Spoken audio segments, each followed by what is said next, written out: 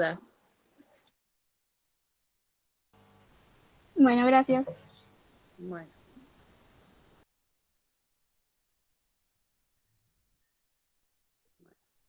Acá hice algo mal.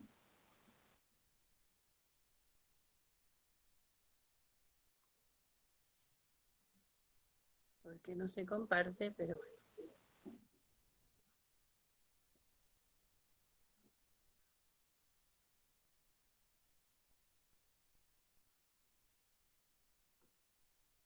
Ahora sí.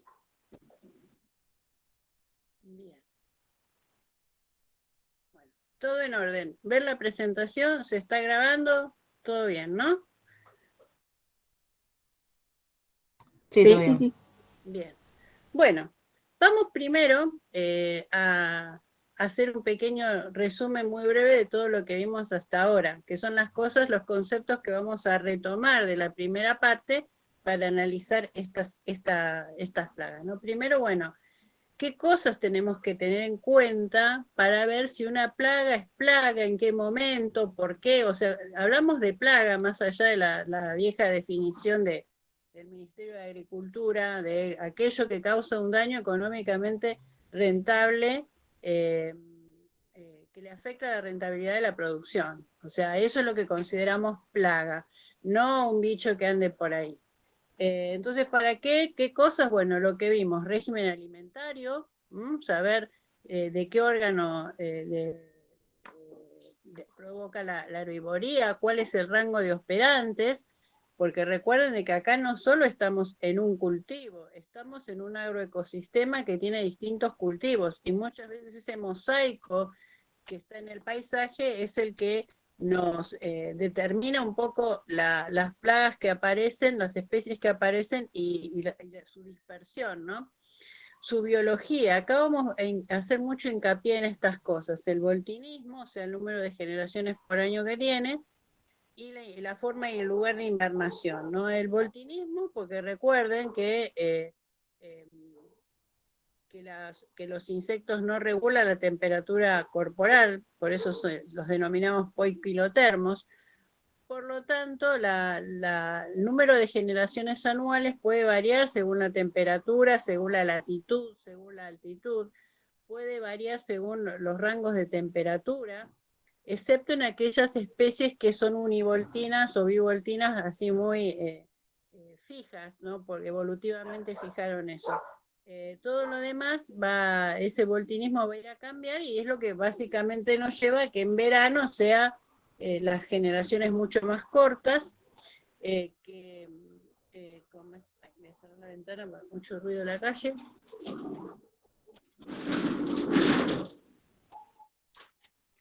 Que sean mucho más cortas y que se produzca esta superposición de generaciones que hace que, bueno, que la gran densidad poblacional esté mayormente en verano.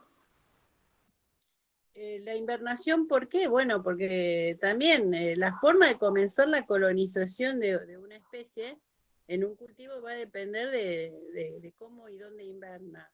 No es lo mismo que inverne como huevo, que van a ser obviamente una larva o una ninfa, que inverne como pupa, que van a ser un adulto que se tiene que ir a reproducir, y no es lo mismo que inverne como larva, que tiene que pasar a pupa, después adulto, y recién ahí comienza su ciclo, digamos, en su relación con la planta. No tenemos que olvidar tampoco su distribución, que es algo que está bastante poco estudiado, desgraciadamente, su distribución espacial, para saber cómo van colonizando un lote, no siempre lo tenemos que ver en ese punto de vista. Eso va a ser muy importante el monitoreo cuando vean en protección vegetal, tanto vertical como horizontal. Acá yo les puse que vamos a tratar bastante este punto hoy, lo que sería un perfil vertical, más allá de la planta que sea. Esta parece una malvácea, pero obviamente en una planta de cualquier cultivo nosotros vamos a tener una parte aérea con las estructuras florales y reproductivas, un tallo, un suelo, una raíz, y vamos a tener esto que yo quise dibujar acá llamado esponja, que es muchas cosas, porque o sea, también es todo el rastrojo que queda en superficie en planteos de siembra directa, pero también es toda una gradación de descomposición vegetal desde ese rastrojo que vemos en superficie, hasta distintos grados de descomposición, hasta llegar a la tierra con un alto contenido de materia orgánica. Esa es la famosa esponja que se busca cuando la siembra directa se hace como se debe. Y eso también constituye un refugio y un hábitat para especies de herbívoros. Eso nunca lo tenemos que olvidar. Bueno, este cuadrito yo lo puse, esta diapositiva la puse ayer porque en general es tanta la información de acerca de la biología de todas las especies que bueno, uno por ahí cuando lo tiene que estudiar se hace un matete, porque sobre todo cuando tiene que estudiar, intenta estudiar de memoria. Entonces esto es más bien como un resumen de todo, ¿no? Voltinismo, cantidad de generaciones por año. La mayoría de las especies multivoltinas, de generaciones repetidas, tienen 3 a 5 generaciones por año. ¿Puede variar? Sí. Si hace calor, el ciclo es más corto y por ahí se hace de 6, si hace medio frío, por ahí queda en 3. Hay algunas específicas que tienen por ahí solo 3, pero todo cambia con el clima. Entonces, a lo que voy es esto. Recordar que sí, las especies que tienen generaciones repetidas multivoltina, tiene 3 a 5. Entonces, con recordar, o casi de 4 a 5, ¿no? Pero recordar que es multivoltina, uno ya puede, digamos, tirar un dato sin tener que estudiarse una por una cuántas generaciones tienen. No sé si me interpretan.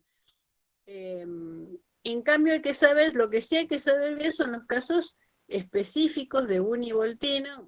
Ya vimos mucho el bicho torito, por ejemplo, o bivoltino, como el caso de algunas tucuras.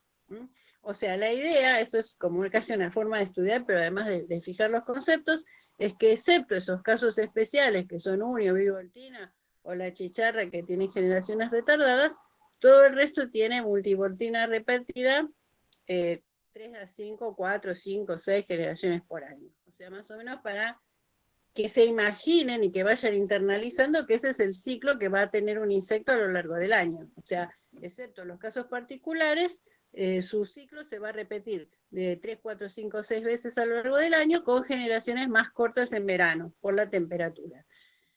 Forma y lugar de invernación. Eso sí hay que saberlo porque no hay una forma de sintetizar clara. Sí hay grupetes que tienden a invernar de la misma forma, pero no hay como una regla. Eso medio que hay que saberlo, y en general lo que hay que hacer siempre es relacionarlo con su colonización en el cultivo, que vamos a tratar de ver hoy.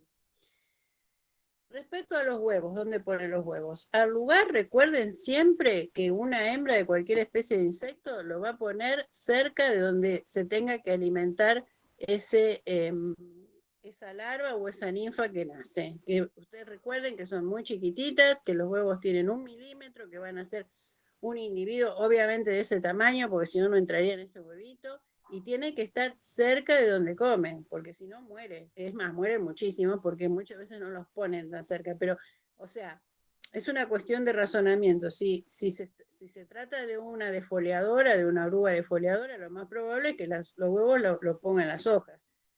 Si el bicho torito, las larvas se alimentan de raíces, en general los pone en el, ¿cómo es? En el cuello de la planta o cerca de las raíces, ¿no?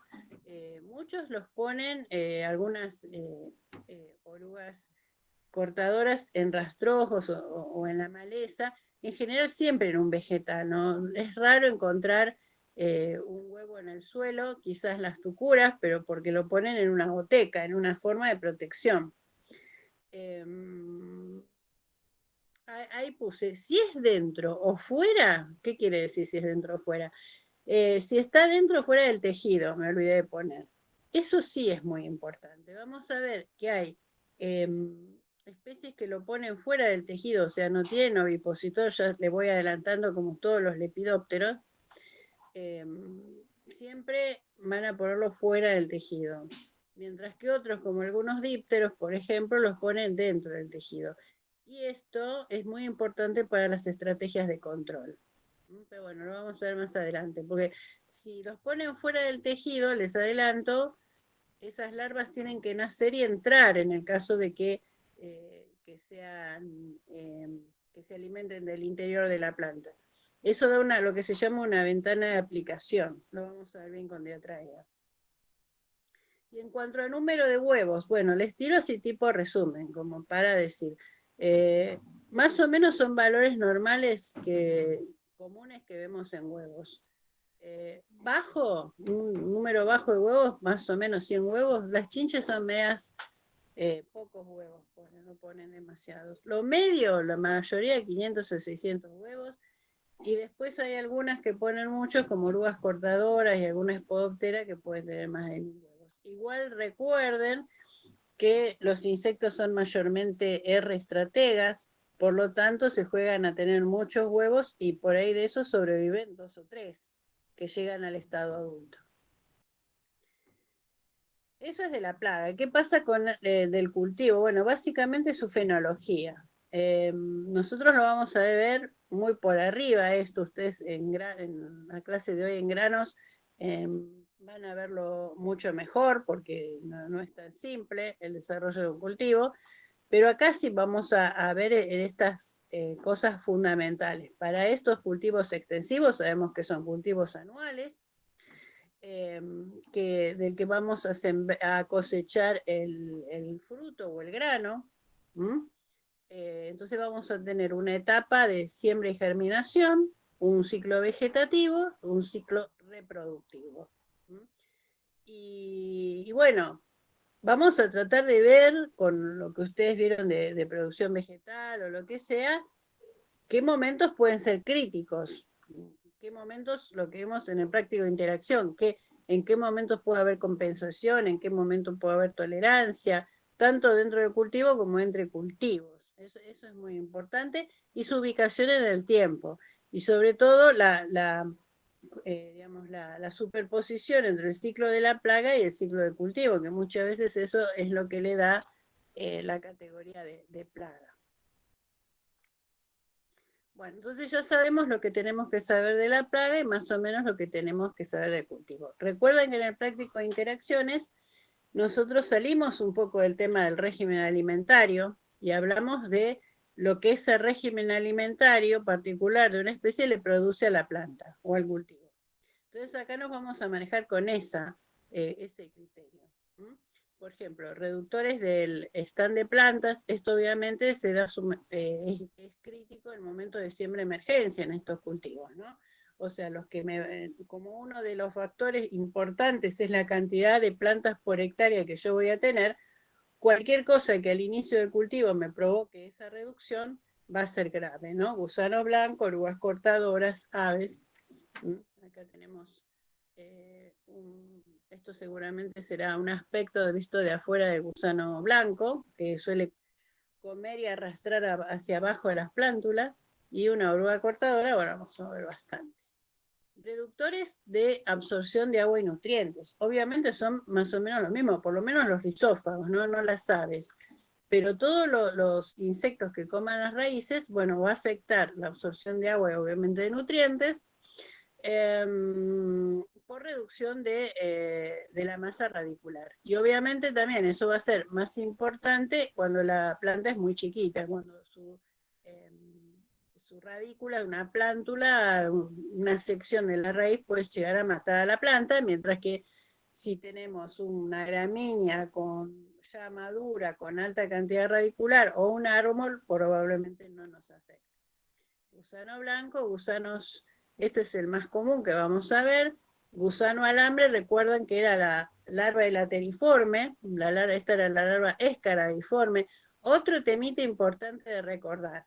¿Por qué? Porque en la evaluación puede haber alguna problemática que yo les diga, bueno, en un muestreo se encontraron larvas escarabiformes o larvas elateriformes. ¿Qué pueden estar haciendo? Obviamente ustedes con eso tienen que deducir que las larvas escarabiformes son del bicho torito y las elateriformes del saltaperico, y básicamente, bueno, se comen las raíces. Pero ya vamos a hablar con un lenguaje un poco más técnico. Después ahora estamos haciendo como un resumen, ¿no? Todas las filófagas, las defoliadoras, bueno, obviamente en este caso me van a generar un daño indirecto, porque ya dijimos que en estos cultivos extensivos vamos a cosechar el grano. Entonces, todo lo que genere IAF o superficie fotosintética, dependiendo de la capacidad de compensación del cultivo, me va a ir afectando la cantidad de fotosintatos producidos. Y después tenemos los fitosuxívoros, o sea, los que se alimentan de savia. Acá vamos a ver pulgones. Acá hay dos formas que los fitosuxívoros afectan. Una es como que afecten los cloroplastos y por lo tanto afecten la tasa fotosintética, o sea, la producción de fotosintatos. Por ejemplo, pulgones están mencionados como que producen ese efecto, y otros que afectan la partición de los fotosintatos, o sea, no su producción, sino cómo se traslocan en la planta. Pulgones también, chinches también. Recuerden que habíamos visto, perdón, creo que lo puse después, que el aparato picador tenía esta capacidad de esa saliva, no era algo simplemente como sobre savia, sino que esa saliva tenía componentes incluso que confundían a la planta y hacían que los fotosintatos fueran hacia los sitios de alimentación de la chinche, por ejemplo, y no hacia el grano. Aceleradores de la senescencia, trips y arañuelas. Bueno, aceleradores de la senescencia. Bueno, recuerden los aparatos bucales de los trips y de los ácaros. O sea, los trips era ese aparato medio rari que tenía solamente 3 estiletes porque tenía los 2 maxilares y uno mandibular, y directamente actuaban a un nivel epidérmico y salían los jugos celulares a nivel del parénquima celular. Los ácaros, recuerden que tenían los quelíceros, que también eran como estiletes, las arañuelas sobre todo. Entonces como que se produce un pinchamiento de toda la superficie y eso genera que la hoja se ponga amarilla, sobre todo cuando lleva al parénquima, y termine necrosándose, ¿no? Entonces la hoja se seca, aparece como seca. Bueno, esto también va a depender su daño del momento del ciclo, porque por ahí hay momentos que conviene que se seque la hoja, como ya creo que lo mencionamos, y otros momentos que no. Y también plagas que afectan el índice de cosecha, diatraea, por ejemplo. Acá tenemos una larva de diatraea, una larva eluciforme del lepidóptero que barrena los tallos del maíz. Por la forma de conducción de la planta de maíz, en realidad este daño en sí no estaría afectando tanto la conducción, aunque se han detectado mermas en el peso de los granos, pero sí está afectando mucho la arquitectura del vegetal, sobre todo facilitando el quebrado de la planta. Entonces, cuando se refiere a efecto del índice de cosecha, es cuando por ahí el maíz, el grano de maíz sí fue producido, pero genera una pérdida de cosecha porque la cosechadora no lo levanta. Bueno, y plagas que afectan la calidad, en este caso, son aquellas que afectan el grano, que es lo que tenemos que producir y que tenemos que vender, ¿no? Entonces acá, más allá de alguna que otra que afecte el grano, que sí las hay otras además que afectan, vamos a ver la clase que viene, que afectan en post cosecha. Aunque la infectación se pueda producir en el campo, acá tenemos un gorgojo alimentándose de maíz, pero recuerden que estos gorgojitos son adultos, y que los gorgojitos adultos tienen una larva de tipo curculioniforme, que generalmente es la más causante del vaciamiento del grano. O sea, uno ve en un silo o en una alacena, ve los gorgojos caminando, pero en realidad los que más están comiendo el grano son las larvas curculioniformes que están adentro del grano. Bueno, esa era como una introducción que medio me fui. Ahora vamos a ver bien estos conceptos en estas especies que vamos a ver: maíz, girasol y soja, y si tenemos tiempo sorgo, si no lo dejamos para la clase que viene. Algunas aclaraciones a realizar. Ustedes como bibliografía tienen el libro, que el libro tiene pocas especies, porque les cuento que ese libro, cuando fue hecho, el criterio era dar especies que sean típicas de algún daño particular y no dar todo el panorama de plagas de un cultivo. Entonces tiene las especies que tiene el libro son muy seleccionadas, porque si ustedes ven, cada una tiene una particularidad diferente, a modo de ejemplo. Y después con el pasaje de los años, ese libro fue escrito en 2008, fuimos incorporando más especies habituales. Entonces de ahí vino el anexo que tiene la guía atrás, que tiene una serie de biologías, pero es bastante pobre, sobre todo para este práctico. Así que si a ustedes les falta algún dato biológico o algo así, no duden en consultar, en googlear un poco. Igual yo traté de en estas diapositivas poner las cosas más importantes. Pero bueno, sí, se les aviso porque por ahí para hacer algún ejercicio o para llenar el cuadro resumen le falta algún dato, y bueno, por ahí no busquen o en el libro o en la guía de la parte de atrás, y si no, googlear, porque una veces yo me he dado cuenta, momento de confidencia, cuando preparaba la clase, que por ahí yo digo cosas que no están en el material de estudio, porque por ahí son actualizaciones. Entonces, bueno, creo que en estos temas las clases son la parte más importante, y la bibliografía es para sacar dudas y buscar.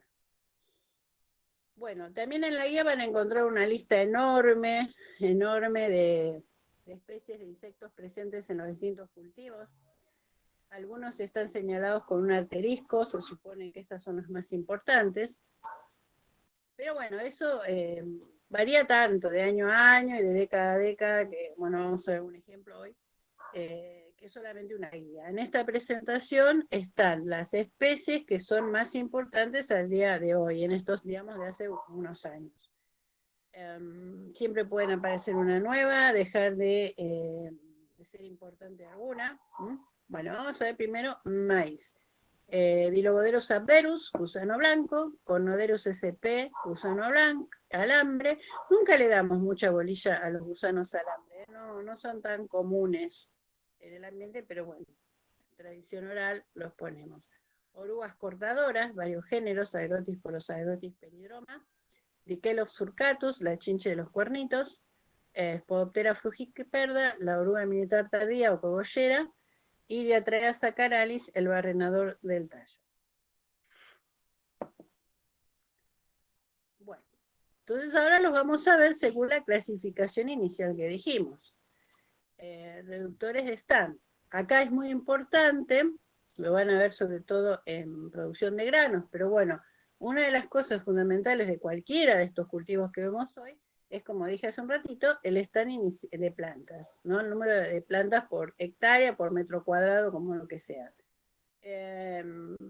Entonces es un momento crítico para lograrlo, que muchas veces cuando hay ataques importantes de estas plantas pueden generar una necesidad de una resiembra, porque no se llega a la cantidad, especialmente el maíz. Yo no me estoy dando cuenta que no puse nada de maíz, pero bueno, recuerden que el maíz es una gramínea, del que vamos a cosechar una mazorca o dos según el híbrido, que se encuentra a mitad de la planta, que esa mazorca esa espiga es la inflorescencia femenina, que la inflorescencia masculina está en el ápice de la planta, que como casi todos, o sea, pasa por un periodo vegetativo en que se producen hojas, y cuando las yemas pasan a reproductiva, ya deja de producir estructuras foliares, de yemas vegetativas. Eso hace que el maíz de los que vemos hoy sea quizás el cultivo menos tolerante a todo, porque no tiene no puede macollar, no puede rebrotar, no puede agrandar las hojas como el girasol. Entonces es bastante sensible en este sentido. Diloboderus abderus, gusano blanco. Bueno, acá tenemos las larvas escarabeiformes, las pupas libres, adultos, la hembra, el macho. Y bueno, pero ¿qué pasa? Cuando uno hace un muestreo de suelo, puede encontrar muchas larvas escarabeiformes y no necesariamente todas son del bicho torito. Y es importante porque hay muchas larvas escarabeiformes que en realidad son saprófagas, que no sé si vimos el término, que son descomponedoras, digamos. Entonces es muy común, por ejemplo, cuando uno hace compost, ¿no? Que aparezcan estas larvas escarabeiformes dentro del compost, pero no son las del bicho torito, son larvas de especies que son descomponedoras. Entonces, bueno, habría que, en general, igual cuando hace un muestreo de suelo en un lote y están enterradas, lo probable es que sean de Diloboderus.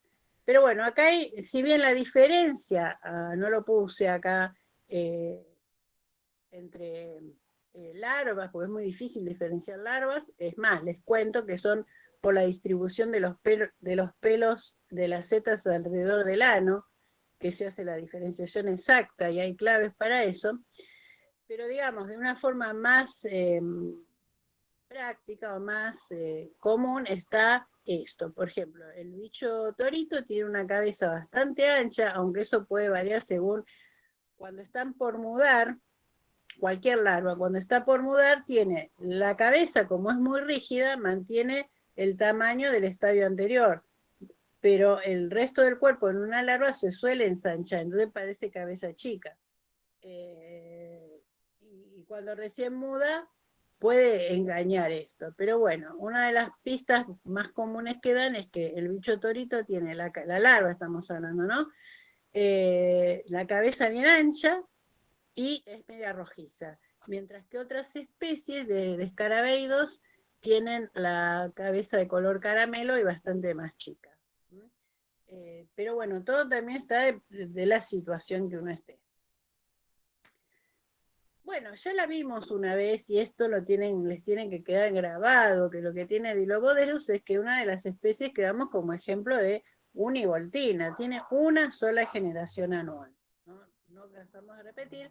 Acá hay otro de estos esquemas que al final no practicamos, pero que a mí me resultan muy útiles, aunque hay unas personas que no. ¿Qué tenemos acá? Los meses del año, el estado de huevo, la larva en enero. ¿Por qué? Porque los adultos, acá los vemos como aquel que sea observador y viva en el campo. Los bichos toritos aparecen en diciembre, tipo Navidad. Ahí van a poner sus huevos, van a hacer sus larvas. ¿Y qué pasa? Pasa el invierno como larva enterrada. En general, si el invierno es frío, se mete todavía más abajo. Entonces, al llegar a la primavera, que obviamente tiene que empupar. Entonces, uno siempre tiene que seguir los estados de desarrollo normales. O sea, si es una metamorfosis completa, sale de huevo, tiene que salir una larva, de la larva tiene que salir una pupa y de la pupa un adulto. Si fueron incompleta, huevo, ninfa y adulto. Bueno, este es el ciclo normal, como vemos está casi todo el año presente, alimentándose de lo que haya. Otro conocimiento que tenemos que tomar es recordar de que el gran consumo de cualquier especie se produce en los últimos estados de desarrollo, el gran crecimiento. Otra cosa importante, menos mal que lo anoté, si no me olvidaba, es la preferencia de oviposición. O sea, donde la hembra prefiere poner huevos. Y este aquí que la hembra prefiere poner en huevos en suelos no roturados. O sea, si el campo tiene una arada tradicional, de esas que casi no hay, pero bueno, no le gusta poner ahí, o sea, va a buscar plantas de maleza o de lo que sea que haya que estén en un suelo sin roturar.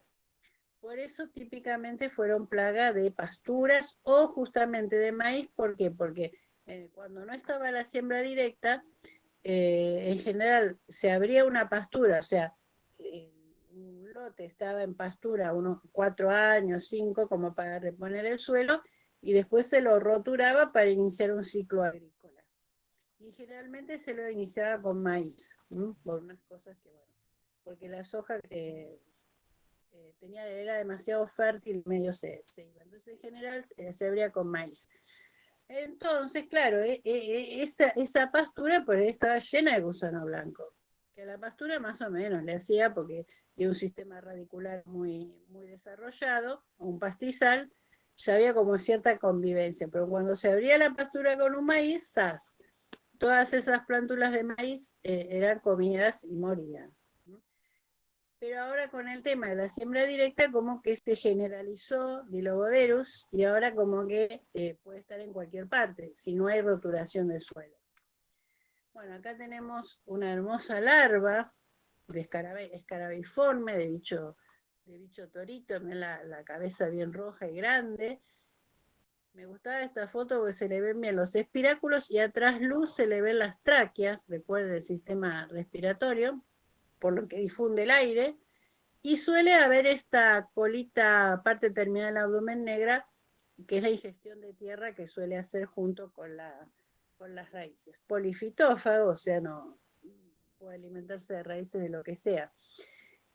Y en esta vemos el tema, ¿no? El problema de bicho torito, ¿no? En maíz no sé si es maíz o sorgo. Bueno, esta es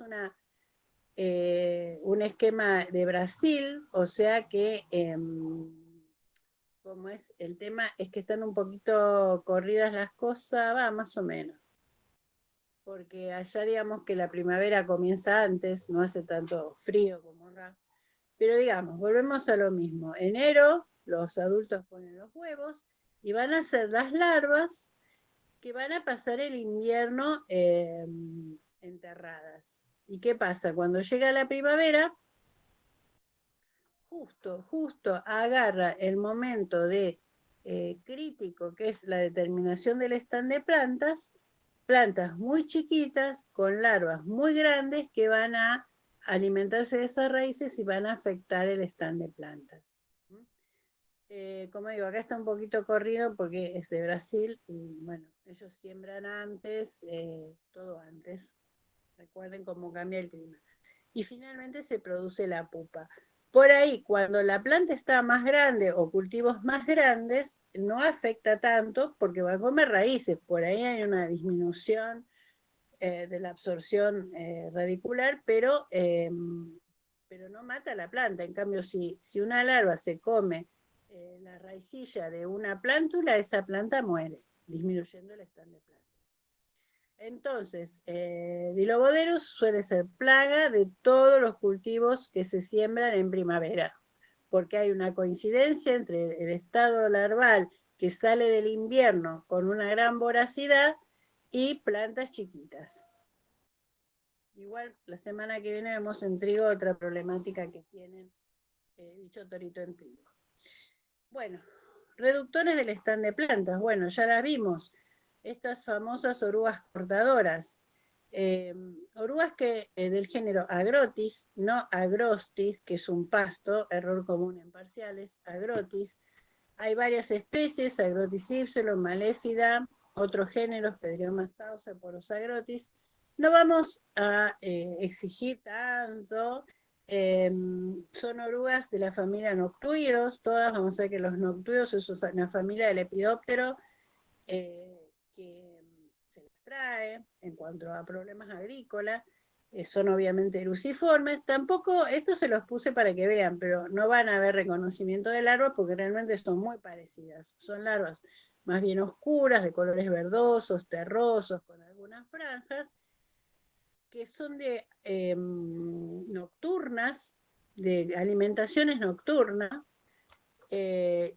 y de día en general se suelen proteger bajo la maleza o rastrojo con esta forma curva, por eso se la suele decir en algunos sitios rosquillas, o sea que por ahí uno de día no las ve y ve las plántulas cortadas y no las ve, y tienen que un poco escarbar en el rastrojo, escarbar en la maleza para encontrarlas.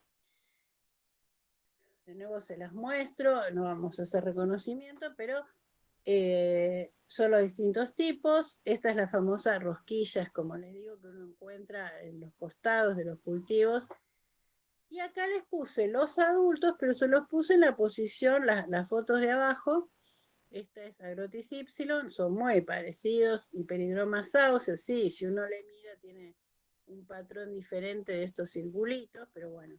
Pero si ustedes han estado en el campo o en un lugar un poquito abierto, es muy común que estas polillas nocturnas que más o menos tienen 2 centímetros de largo, más o menos 2, 3, esta cuando está así la ala estirada es que se la han estirado un investigador para ver cómo son las alas.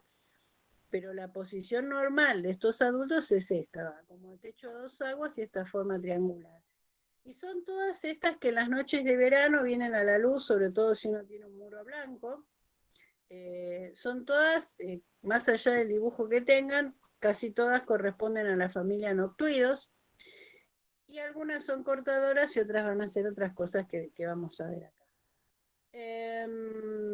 Si no están en el momento, acá tenemos Agrotis maléfida, que acá ven cortando las plántulas de maíz, y no las vemos, para ver estos tenemos que escarbar un poco. Sí la mencionamos, Agrotis maléfida, porque es una que tiene una generación por año, una generación por año. Entonces acá en el esquema vemos que tenemos la larva, que pasa el invierno como larva, estas cortadoras pasan como larva, y acá también tenemos el periodo de mayor daño, coincide con larvas más grandes, que es el momento de la implantación del maíz. Después viene, una cosa importante, en el práctico de biología las vimos como, cuando vimos formas de pasar el invierno, vimos un caso que era el de la estivación, que no era pasar el invierno, sino era pasar el verano. Y habíamos dado esta como ejemplo de estivación. O sea, no en pupa en verano, sino que entra en diapausa, porque no tolera altas temperaturas. O sea, cada especie tiene su temperatura óptima, y esta no tolera temperaturas altas, por eso entra en diapausa. Y recién en otoño va a empupar, salir el adulto y poner los huevos. El resto es multivoltino. Bueno, y acá tenemos bien el daño. Ahí en la fotito, bien, cortando la base de la plántula, que puede recuperarse un poco, porque acá el ápice del vegetativo estaba abajo, pero bueno, es un problema.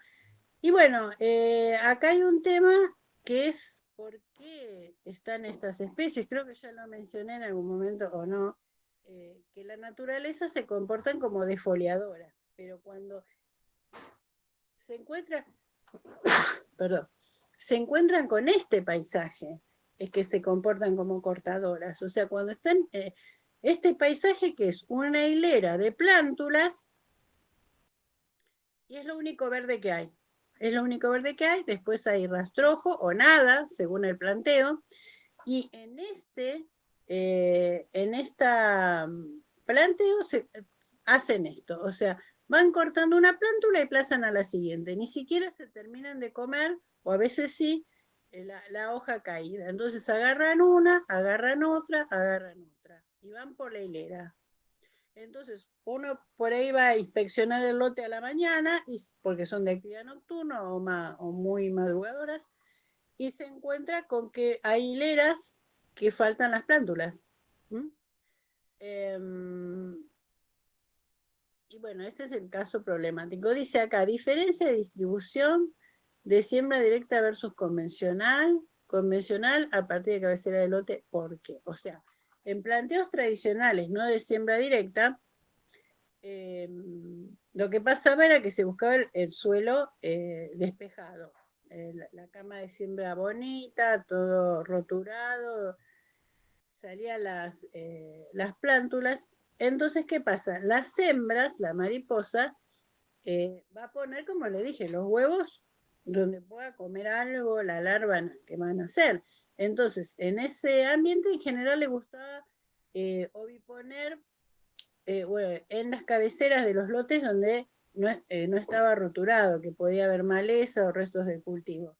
Entonces el ataque aparecía a partir de las cabeceras del lote, de los alambrados, donde está esa vegetación todavía natural, porque ahí ponían los huevos. Entonces comenzaban ahí el ataque por ahí. Entonces era algo típico de cabeceras. Pero con el tema de la siembra directa, ya la mariposa puede poner o en maleza o en rastrojo los huevos. Entonces ya es más uniforme el ataque, no se puede saber bien dónde están. Bueno, y para complicarles, pero bueno, esto es como les dije, la generalidad. Acá tenemos las otras especies. Bueno, esta es la primera, el grupo 1, que era la univoltina. Está acá repetido: la larva activa en invierno, larva en diapausa, pupa, adulto, huevo. Pero el resto, que sería el 2, porque este 3 es un caso particular, pero es parecido, tenemos que pasa el invierno como larva, pupa en diapausa, y después ya en primavera, me falta la pupa acá.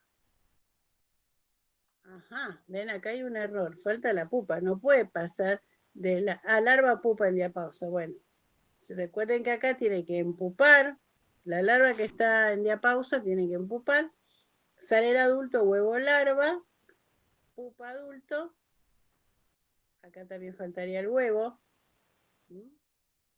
larva, pupa, adulto. O sea, siempre tiene que haber coincidencia entre las flores, lo voy a buscar, entre los estadios de desarrollo. Pero básicamente lo que vemos es que hay 3 generaciones, 3, 4 generaciones, acá abajo también, esta es otra grotis particular. O sea que excepto maléfida, bueno, hipatina es otra, bueno, maléfida, póngale, que es univoltina, las demás son multivoltinas. Ahora, ¿qué pasa? La multivoltina lo que puede hacer es generar este daño en distintos momentos de siembra, porque se va a repetir las generaciones a lo largo del verano. Entonces puede atacar algún cultivo que se esté sembrando en esta época, en primavera, o alguna siembra de segunda, o un maíz tardío que ahora están tan de moda. Bueno, polifitófagas, o sea que las vamos a encontrar, acá la estamos viendo en maíz, pero las vamos a encontrar en girasol, la vamos a encontrar en soja, o sea, es un problema de todos los cultivos y va a depender del manejo si se da o no. Bueno, con eso terminamos con cortadoras. Pero seguimos con problemas en la emergencia del maíz. Y acá tenemos una chinche muy particular que apareció ya hace algunos años, llamado chinche de los cuernitos. Nombre científico: Dickelos purcatus. Es una chinche pentatomia de la misma familia de la chinche verde, ¿no? Tiene esta forma media pentagonal, con los hemiélitros, solo que es media marroncita y la parte ventral sí es verde.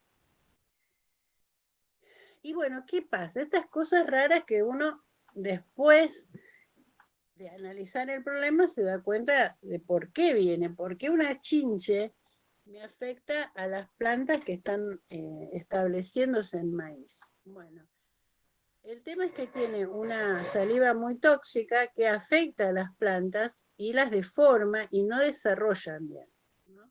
Este daño a veces, es igual, este daño puede ser cualquier cosa, ¿no? Porque es un daño que ocurre cuando la hoja está plegada, entonces una picadura que genere no es lo más común que un picador provoca un agujero, ojo, no es lo más común, en general no. Pero Dickelops tiene la saliva tan fuerte, tan tóxica, que provoca una necrosis. Y entonces se pierde tejido ahí, pero no es lo más común en un picador. Pero cuando esta hoja se despliega, aparecen los agujeritos. Pero esto puede haber sido un daño de un masticador. Bueno, polifitófaga también. Ahora, ¿qué pasa? ¿Por qué surgió este problema de Dickelops? Bueno, vamos a ver más en soja la problemática de chinches, pero el tema es que esta chinche inverna como adulto. Recuerden que tiene metamorfosis incompleta, o sea, va a pasar de adulto, huevo, ninfa, en el rastrojo. Inverna en el rastrojo. Entonces, en primavera, ¿qué pasa? Están los adultos en ese rastrojo, digamos, cuando rompe su quiescencia de apausa o lo que sea, enseguida empiezan a copular, como están haciendo estos individuos acá abajo, y a poner huevos enseguida. Entonces, todo ese grupo, tanto de ninfas como de adultos, van a tener a disposición estas plántulas de maíz o plantas jóvenes de maíz que están creciendo. Entonces, en este momento es que se genera este daño. Puede tener varias generaciones por año, 2 o 3 en general, pero bueno, lo grave es esto. Es esto que hace, ¿por qué? Porque Inverna está ahí directamente en el rastrojo sobre el que se siembra, está dispuesta ahí a alimentarse. Y vamos a ver después en soja que la chinche verde no, por ejemplo, en Esara, chinche verde no inverna en el rastrojo, sino va a los montes, a la corteza de los árboles, incluso a edificaciones, a invernar. Entonces no es que está ahí, tiene todo un proceso para iniciar su colonización. Bueno, ahora ya pasamos un poquito. Entonces el problema de implantación, que va a ser común a todos, es gusano blanco, alambre, orugas cortadoras y Kelops en el caso de maíz. Ahora ya tenemos un cultivo que está creciendo. Tenemos una gramínea que está creciendo en una etapa vegetativa, que está diferenciando hojas, que está subiendo su ápice. Recuerden, las gramíneas, el ápice está debajo y empieza a subir y a encañar. Y en este momento, obviamente tenemos a otro noctuido, Spodoptera frugiperda. Lo que vemos acá, esta larva, como ven bastante, son todas bastante parecidas. Esta puede tener como más rayas que una cortadora y la parte ventral más clara, como vemos el adulto más o menos parecido. Que es defoliadora, polífaga, defoliadora. Pero dice ahí, consumidores de área foliar y algo más, ¿no?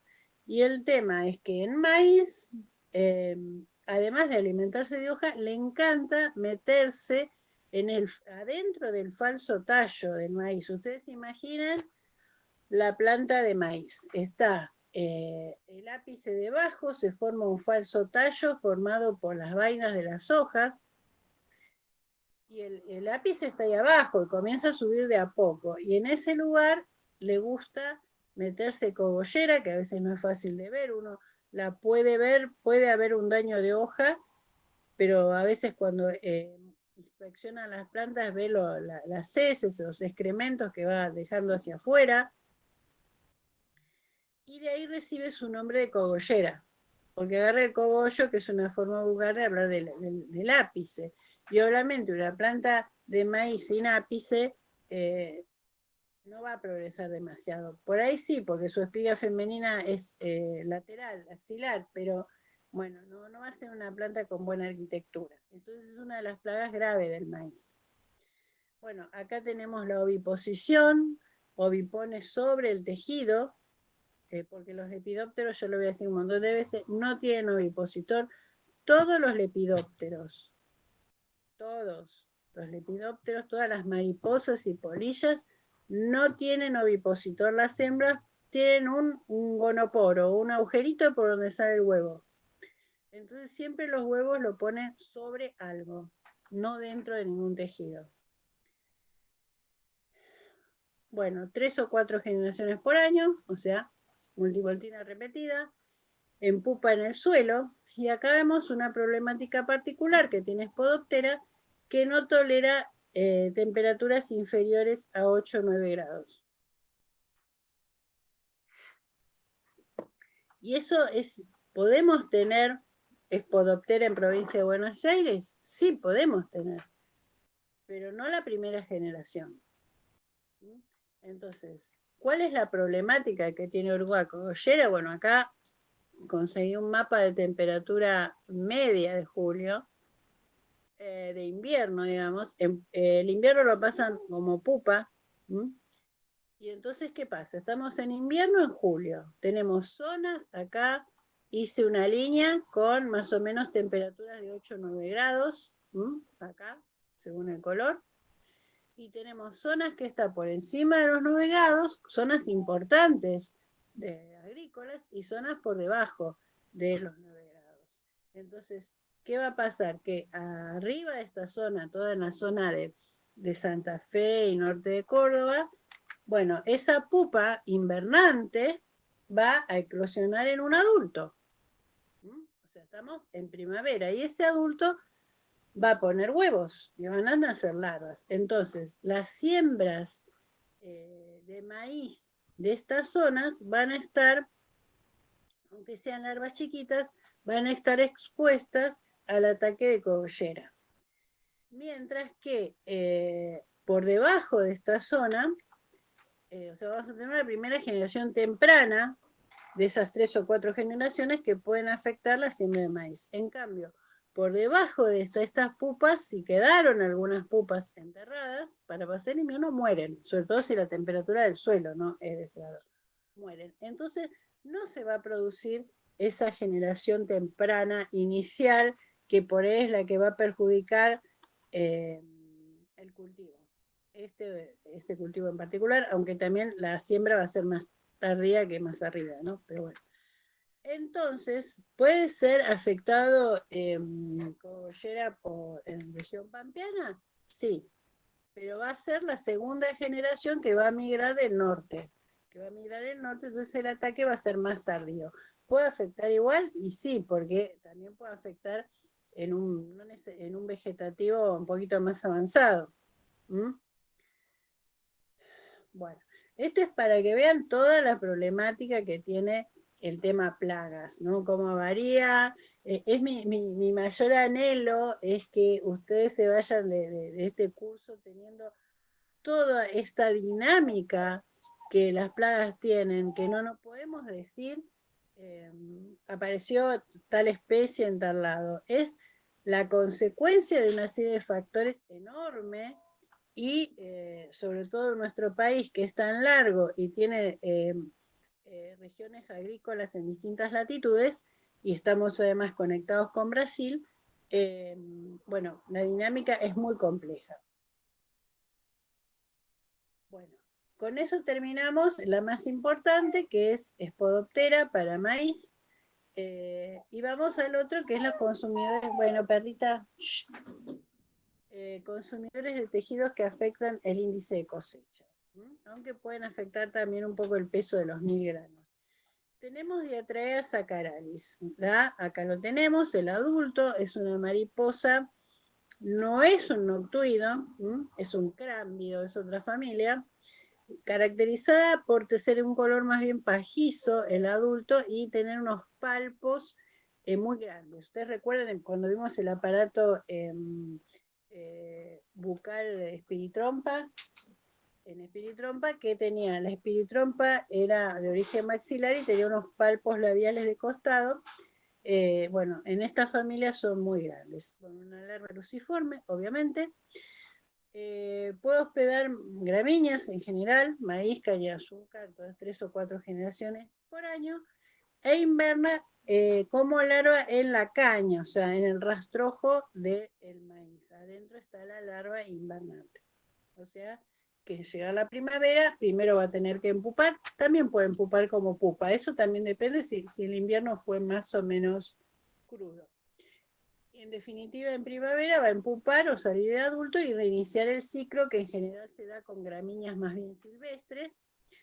Esta es una, en maíz es una plaga más tardía, porque tiene obviamente que esperar que el maíz encañe.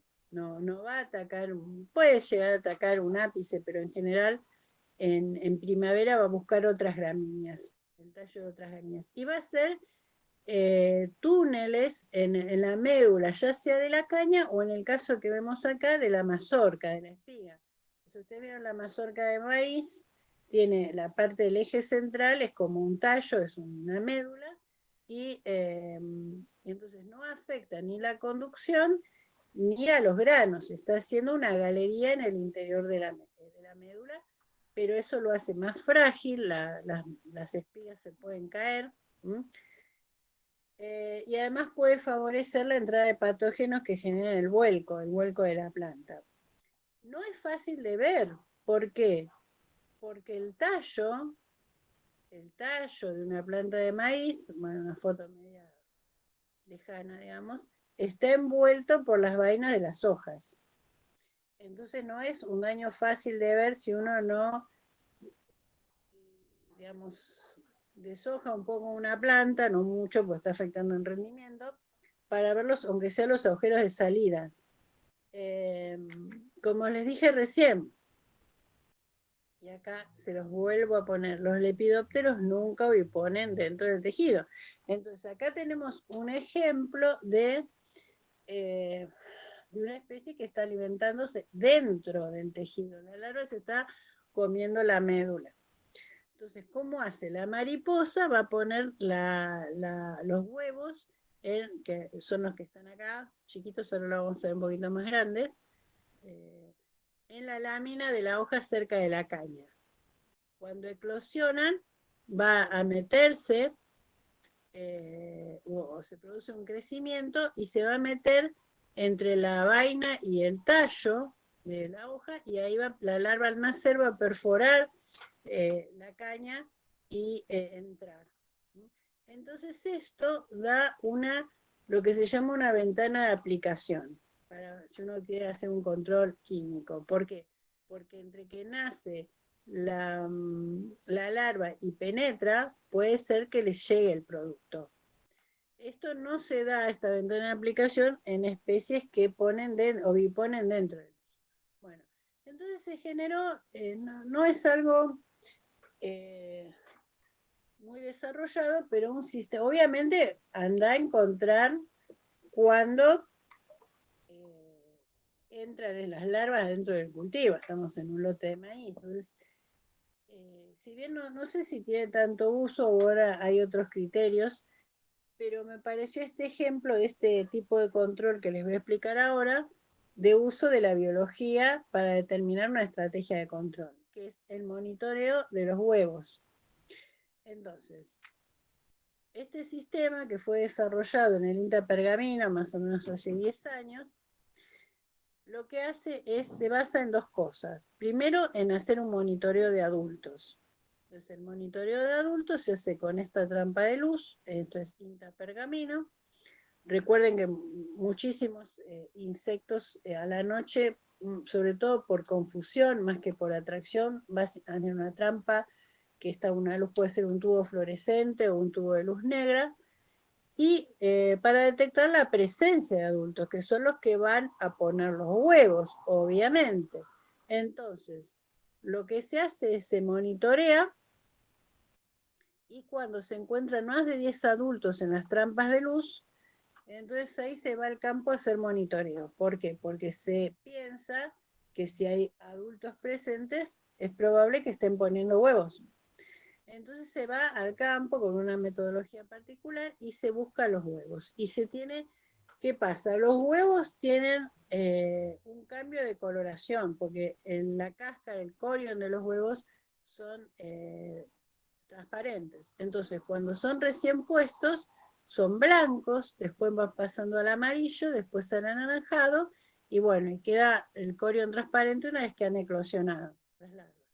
Entonces se calcula para este sistema, cuando están blancos faltan de 7 y 10 días para la eclosión, para el nacimiento, cuando están amarillos 3 o 4 días, cuando están anaranjados 2, y cuando están anaranjados con puntos negros, que es la cabecita de la larva que se ve por transparencia, 1 día. Bueno, vacía ya eclosionada. Entonces, ¿cuál es el tema? Que igual ahora voy a debatir un poco, ¿no? El momento de control es cuando más del 50% de los huevos muestreados esté de color anaranjado. Entonces me da acá una ventana en la que yo puedo aplicar un producto para que cuando nazcan estas larvas entren en contacto y mueran. Bueno, este ejemplo en realidad yo lo puse para que vean, entiendan el porqué de estudiar las biologías y de tratar de llegar a una estrategia de control, sobre todo para estos casos en los que son difíciles de llegar, porque la larva está adentro de la caña, no se puede llegar con nada, ni con un sistémico, porque no va por los vasos de conducción. entonces se utiliza. Bueno, y acá hay un gran debate, porque bueno, ahora este método está medio en discusión por el tema de los umbrales, pero eso ya lo verán en protección vegetal. Pero acá se produce un tema casi filosófico. ¿Por qué? Porque hay muchos que decían, bueno, pero existen maíces BT. Ya hemos discutido en estas clases varias veces el tema de los maíces BT, que son los que tienen incorporado el gen de la proteína CRI, que es el que intoxica a las larvas del lepidóptero. Entonces decís, ¿para qué voy a usar todo este complejo sistema si siembro un BT y no voy a tener problema, en principio, ¿no? Descontando aparición de resistencia y todo eso? Entonces el tema es el siguiente: en ese momento, cuando se planteó el problema, como le digo, filosófico, es que, no sé ahora, pero en ese momento los maíces BT eran más caros y los no BT eran más baratos. Entonces, como que uno tenía que decidir si siembro un maíz BT, también me protege también de cogollera, pero si siembro un BT, aunque no tengo claro si voy a tener problema de plagas, por ahí no los tengo. Entonces estoy sembrando un híbrido, no es un híbrido, una variedad, no sé, más cara, para controlar un problema que por ahí no tengo, no voy a tener. Entonces, bueno, entre ese drama filosófico, digamos, bueno, si hacemos este sistema, realmente vamos a contraaplicar un producto solo si aparece diatraea, no si no aparece. Y mis márgenes entonces mejorarían. Bueno, es un tema que va cambiando año a año por la aparición de resistencia, por los cambios de costos, etcétera, etcétera. Y esto como que no, parece que no está este sistema de monitoreo muy ajustado. Además tiene que ser cerca de Pergamino, porque te tiene que ser alguien que te avise cuando aumenta la población de adultos, etcétera, ¿no?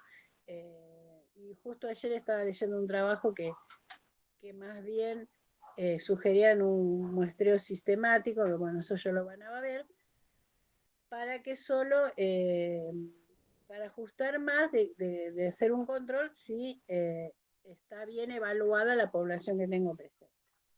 Pero bueno, esos son divagues que les tiro, pero acá el tema era entender para qué estudiamos las biologías de las especies. Bueno, pasamos de diatraea y vamos a otra. Consumidores de tejidos, dice, no solo hojas. No solo hojas. O sea, puede comer hojas, pero otras cosas, como vemos en la foto. Tenemos Helicobacter pacea, otro noctuido, otra Hisoca bolillera. Perdón, también llamada Hisoca bolillera, pero tiene un montón de nombres que ya veremos. También es un noctuido, es un poquito más grande y un poquito más claro el adulto que los anteriores, y es muy polifitófaga, muy polifitófaga. Vemos acá hospedantes: soja, maíz, girasol, vicia, cultivos de servicio, que la clase que viene vamos a hablar de eso. Bueno, larva eruciforme, como vemos ahí en forma perfecta, 3 a 5 generaciones por año, inverna como pupa. ¿Qué pasa acá? Hisoca bolillera, dice. Bueno, en realidad tiene un montón de nombres según el cultivo que tenga. Será la hisoca del maíz. Bolillera, ¿por qué? Bueno, les cuento, hace algunos siglos atrás, un cultivo que era común en nuestro campus era el lino. El lino textil o oleaginoso. La fruta es una cápsula que es como una bolilla, ¿no? Donde adentro están las semillas. Y el Helicobacter también la atacaba, y entonces cuando atacaba el lino le decían Hisoca bolillera. ¿Por qué? Porque ataca las bolillas del lino. Pero puede atacar cualquiera de las especies y más de las que ven ahí, hasta tomate, pueden encontrarla, pero le gustan mucho las estructuras reproductivas. ¿Puede comer hoja? Sí, puede comer hoja. Pero bueno, acá tienen una soja, miren cómo hace los agujeros para llegar a la semilla. Pero es la típica larva, si ustedes alguna vez les ha pasado esto, que uno suele agarrar de la quinta un choclo para comer fresco y saca la vaina, la chala de la mazorca y aparece esta larva bastante grandota comiéndose la semilla.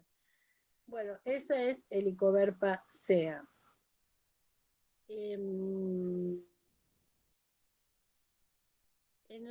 el libro la tienen como Heliotis, porque tiene toda una historia, Helicoverpa, que se están peleando los taxónomos para ver si es una especie, si son dos. Aparentemente hay una Helicoverpa gelotopoeon, que también la van a encontrar, y no se está demasiado claro si es la misma o no.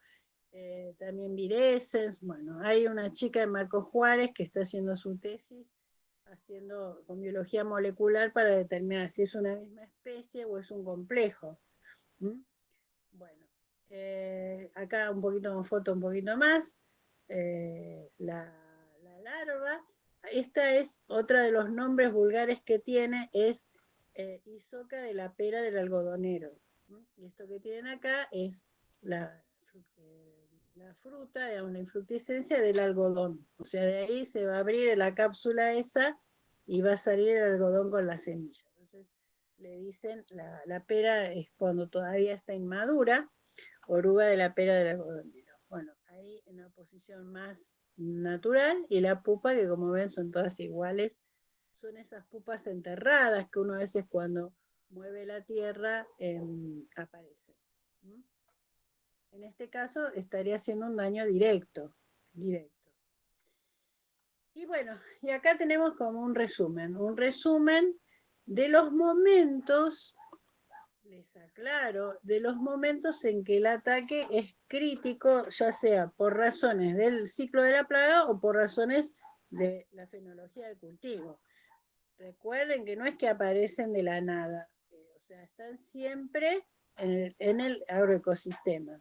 Entonces acá tenemos en siembra de emergencia, insectos de suelo, cortadoras y biquelops, perdón, en el caso del maíz, en periodo vegetativo la cogollera, ya cuando sube la caña el barrenador del tallo, y ya cuando está la mazorca ahí, la espiga creciendo, la helicoverpa.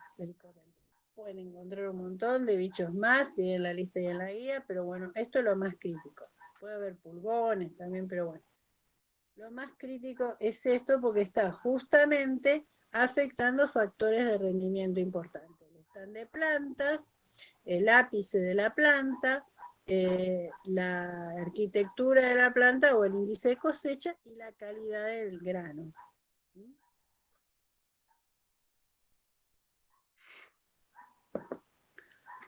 Bueno, ahora pasamos a girasol. Vamos a ver, van a ver que hay muchas que son comunes. Girasol, tenemos algo parecido al maíz en el sentido que tenemos un tallo único que va a nacer, va a tener una plántula que va a generar un tallo donde van a salir hojas axilares que van a ir diferenciándose en yemas vegetativas hasta que se diferencia la yema apical, que es el capítulo de girasol, que en este caso va a estar en la misma inflorescencia, tanto las flores masculinas como las femeninas, aunque en distinto orden, y que como metodología de compensación a un daño por defoliadora o lo que sea, tiene agrandar un poco la hoja. O sea, una vez que el girasol ha definido su yema floral, ya no produce más hojas, pero puede agrandar un poco el tamaño de la hoja. O sea, sería un poquito más tolerable, un poco más compensador que el maíz. Plagas importantes, orugas cortadoras y otros, o sea, todo lo que vimos para maíz también vale acá. Puede haber menor o mayor importancia en función de los antecesores. Obviamente el tema antecesor, el cultivo antecesor es muy importante porque va a dejar todo el bagaje de plagas. Yo mencioné, voy a volver un poquitito atrás, porque me olvidé de comentarlo, pero lo vamos a ver bien la semana que viene. cultivos de servicio y vicia. Vicia es una leguminosa, abono verde, también llamado en otro tiempo. O sea, hay una metodología de control de malezas que es sembrar un cultivo que no se va a cosechar, que puede ser una leguminosa o una gramínea, en invierno.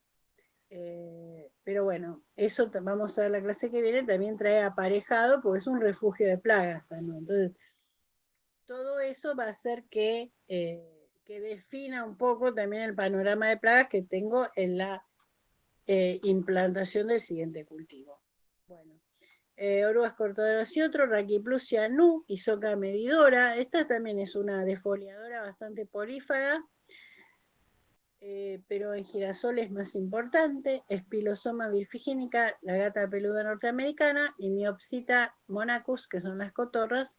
No las vamos a ver, pero que afectan cuando está el capítulo maduro, bueno, están las semillas maduras. Bueno, no vamos a ver todo el complejo de implantación porque ya lo vimos, ¿no? Es lo mismo porque son especies como es polífagas, ¿no? Tanto gusano de suelo como cortadoras. Entonces vamos a las defoliadoras. Y en girasol la plaga clave defoliadora es la Hisoca medidora, Rachyplusia nu, también es un noctuido, no sé, no le puse la foto del adulto, pero no sé si la puse después, no. Pero bueno, es un noctuido como vieron. Reminiscencia de vieja. En mis tiempos teníamos que en el examen final nos tomaban reconocimiento de adultos de noctuido. ¿No? En una caja teníamos que decir, nos señalaban y teníamos que decir esto es conocimiento totalmente inútil que me olvidé a los 3 meses. Bien. Medidora. Bueno, medidora, ¿por qué? Cuando vimos la definición de una larva eruciforme, dijimos que eran unas larvas que tenían falsas patas o espuripedios, en lepidópteros, las eruciformes, de 3 a 5 pares de falsas patas o espuripedios. Entonces, este es el ejemplo de 3 pares de falsas patas abdominales, ¿no? Que acá se ve bien que son como, parecen, ¿cómo es? No me sale, como conos, o sea, no tiene la estructura de patas torácicas como vimos. Y debido a la ausencia, le faltan 2 pares de espuripedios, típico de una subfamilia, creo que es, caminan de esta manera, como midiendo el terreno, porque van a achicarse y alargarse, como si uno midiera con los dedos una superficie. Por eso le decimos Hisoca medidora. Hay otras falsas medidoras que están dando vuelta por ahí, no necesariamente es Rachyplusia, pero bueno, todas más o menos hacen lo mismo, aunque tienen una distinta tolerancia a los insecticidas, entonces a veces sería bueno identificarlas mejor. Otra característica particular de Rachyplusia es que se alimenta respetando las nervaduras.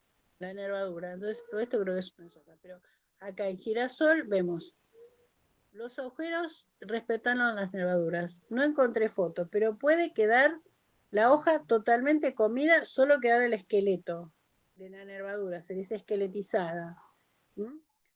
Y obviamente para el girasol, por más que pueda agrandar un poco el tamaño de la hoja, es un problema. Es un problema.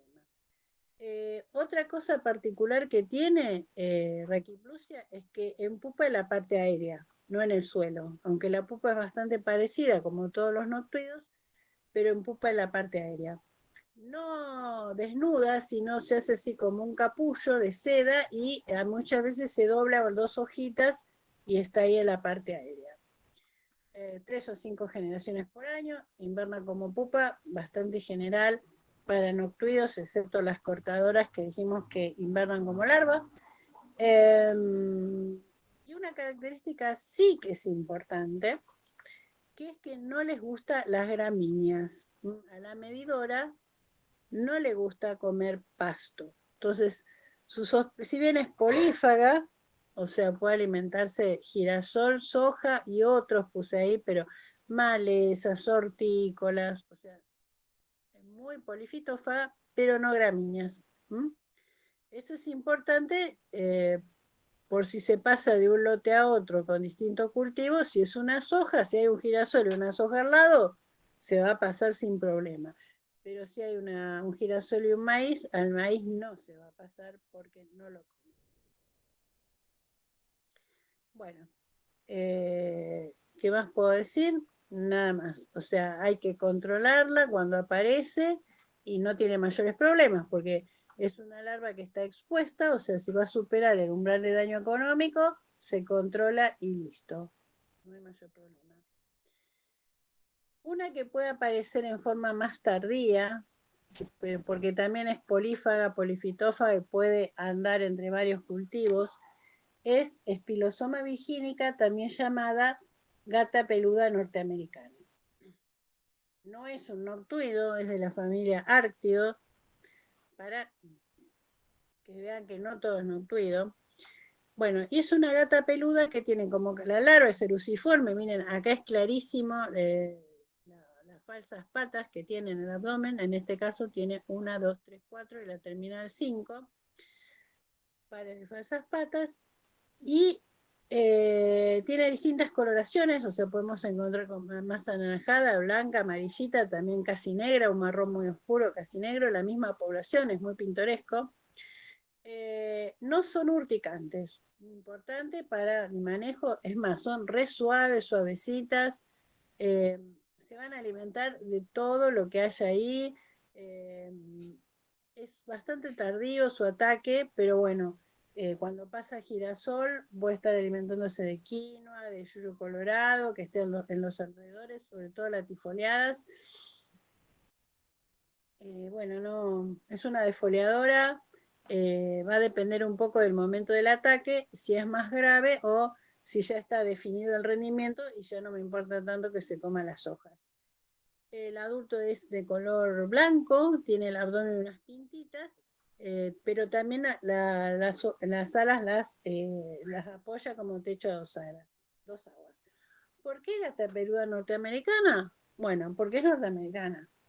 Y en realidad, los primeros ataques que ocurrieron de espilosoma, creo que fueron allá por la década del 70 del siglo pasado, se dieron en los alrededores del aeropuerto de Ezeiza. Y después de ahí se fue dispersando y es una plaga justamente de origen norteamericano. Así que se ve que vino en algo y comenzó la... No es en general tan común, pero bueno, es bastante pintoresco.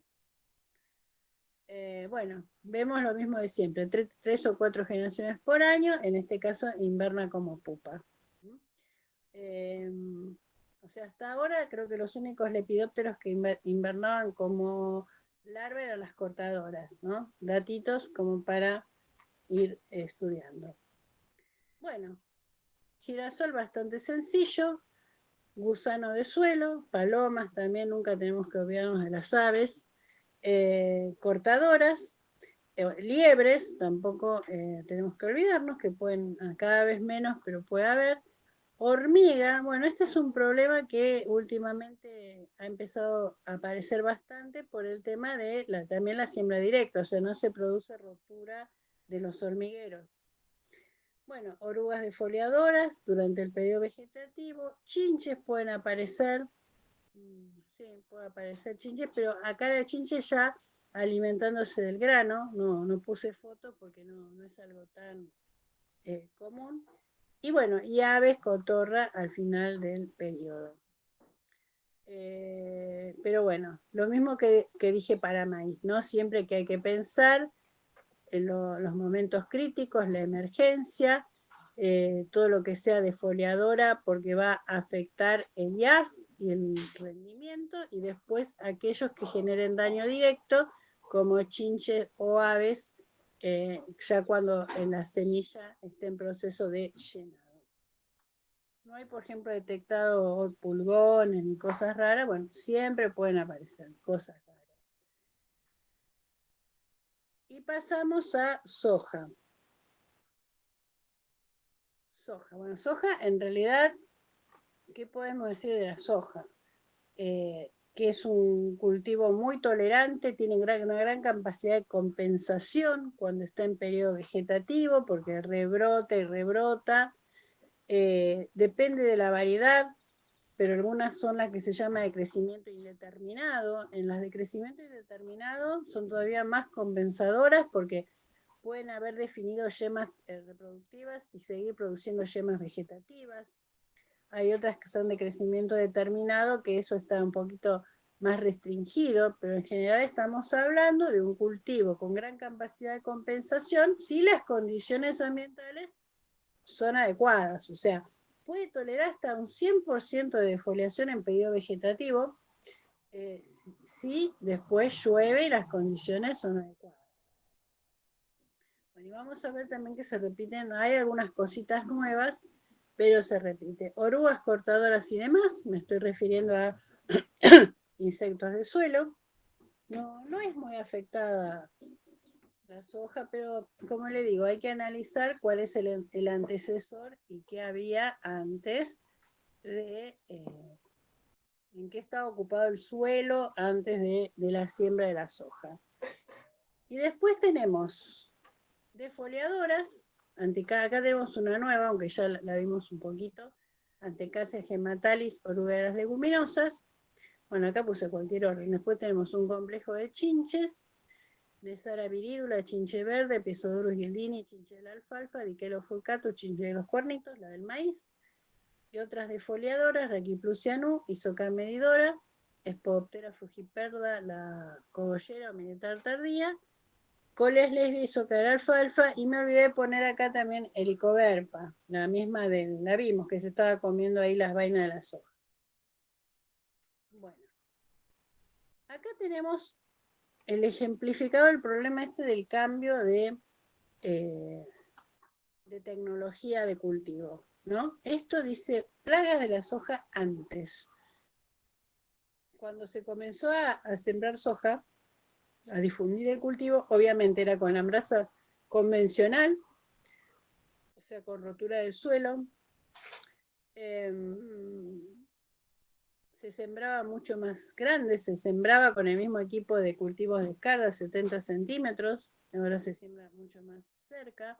Todas esas cosas también impactan sobre la población de plaga. Y también había otras cosas. Entonces teníamos también al principio lo de siempre, cortadoras, palomas liebre, bueno, chinches todavía está, defoliadoras. Y teníamos una especie muy importante, que era el barrenador del brote. En esos tiempos, Epinotia porema, ahora creo que cambió el género, algo medio impronunciable, que lo que hacía, como su nombre lo indica, un lepidóptero muy chiquito, una mariposita muy chiquita, que barrenaba el brote, o sea, así como y atrae a barrena el pedúnculo de la espiga o el tallo, agarraba el brote y lo barrenaba, destruyendo la yema. Bueno, y eso afectaba mucho la arquitectura de la planta, porque si estamos diciendo que la soja es justamente la ventaja que tiene, es su capacidad de compensación por las yemas que tiene, si tenemos algo que afecta a las yemas, se están afectando esa compensación. Pero bueno, muchas desapareció, prácticamente desapareció. Creo que en el libro está, si quieren leer un poquito del barrenador del brote, de Epinotia porema. Y hay muchas teorías de por qué. Se dice incluso que el acercamiento de las hileras, es una hipótesis, generó que mayor cantidad de arañas en el cultivo, de telarañas sobre todo, que eso impactó sobre las maripositas que van a poner los huevos. No se sabe. Pero el tema es que la soja antes tenía estas plagas y ahora han cambiado. Ha desaparecido el barrenador, lo demás queda igual, ¿no? Cortadoras, palomas liebres, si queda alguna, chinches defoliadoras, pero agregamos tucuras dentro de las defoliadoras que atacan el vegetativo, insectos de suelo que antes, vuelvo atrás, antes no teníamos, solamente teníamos cortadoras, pero no insectos de suelo, y ácaros, arañuela roja y tucuras. Entonces, esto ha cambiado el panorama, el resto quedó tal cual, y eso, ¿por qué? Bueno, insectos del suelo y tucuras por lo mismo, que es al no roturar el suelo, ya dijimos que dieloboderos y gusano blanco y todo eso, las hembras les gusta oviponer en suelo no roturado. Entonces, siembra directa, suelo no roturado, ponemos los huevos. Antes, como en general el maíz, la soja venía ya sea en un trigo soja o como primer cultivo, en un suelo muy roturado, no tenía problema de insectos del suelo. Y tucuras, porque tucuras antes era un problema de pastizales y de pasturas, porque si ustedes recuerdan, en algún momento, varias veces dijimos que los ortópteros oviponen en una especie de espiga de huevos en el suelo, y que teníamos, recuerden, hay muchas especies de tucuras, pero habíamos visto en el práctico de biología a la que era univoltina, el Dicroplus, y la que tenía el Dicroplus con diapausa facultativa, que tenía 2 generaciones anuales, y oviponían en el suelo. Entonces, estaban muy restringidas más hacia el oeste de la provincia de Buenos Aires, porque, bueno, porque los suelos eran no roturados. Pero con esto de la siembra directa, bueno, esas oviposturas se ha ampliado la distribución de tucuras y son defoliadoras. Arañuela roja, bueno, la arañuela roja, ustedes habrán leído muchas veces que les gusta el clima seco. Entonces, si hay media seca, media sequía, en realidad aparentemente se trata de cuando la evapotranspiración es muy baja, más que cuando hay, o sea, es un problema de evapotranspiración, es muy adecuado para las arañuelas y aumenta su población. Consumidores de tejido, bueno, anticarsia. Bueno, en realidad es un complejo de foliadoras, ¿no? Esta medidora, ahora vamos a ver otra, esta podóptera, y anticarsia, que es específica de leguminosas. Noctuido también, acá vemos el adulto, un poquito más amplio, son las alas, puede tener distintos colores, la pupa en el suelo, la típica pupa de noctuido roja, y como para identificarla, ven que tiene los espuripedios de atrás, como si fuera una B corta hacia atrás, y es muy movediza, muy irritable, puede ser verde, tener otras coloraciones, y además de comer hoja, puede comer vainas. Acá tenemos una foto de un cultivo a la izquierda, está prácticamente todo pelado, y a la derecha todavía con hojas, porque se aplicó acá, bueno, es un maculovirus, un insecticida microbiológico. Pupa en el suelo, 4 o 5 generaciones por año, o sea, más o menos lo mismo de todas. No tolera baja temperatura. Su anticarsia podemos hablar igual que hablamos de Spodoptera. O sea, en invierno, acá a la altura de Buenos Aires, desaparece, no inverna. En el norte sí. O sea que si tenemos anticarsia en provincia de Buenos Aires, es una generación posterior a la nacida en el norte.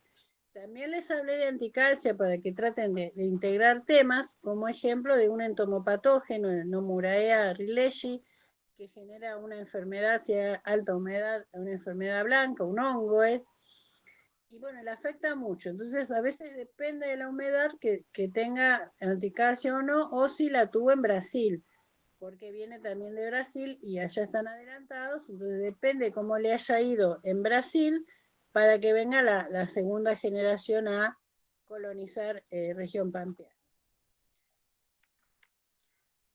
O sea, ya tenemos en soja medidora, anticarsia, y también tenemos Coleus levia, que es la oruga de la alfalfa. Y como ven, son todas medias verdes. Esta es más tranqui, es tranquila, si uno no la mira bien ni la ve, no es como anticarsia, que es muy móvil, y como medidora, que uno la ve caminando midiendo. Y más allá de que justo elegí una foto que están 2 adultos en cópula, como pueden ver, la disposición de las alas es totalmente distinta. Las disponen paradas hacia arriba, ¿no? ¿Por qué? Porque no, es una mariposa diurna, ¿no? O sea, son estas mariposas de colores de la familia Pierido, leguminosas, son defoliadoras también, y tienen muchas generaciones anuales. Acá nos pasamos para el otro lado, 7, 8 generaciones anuales.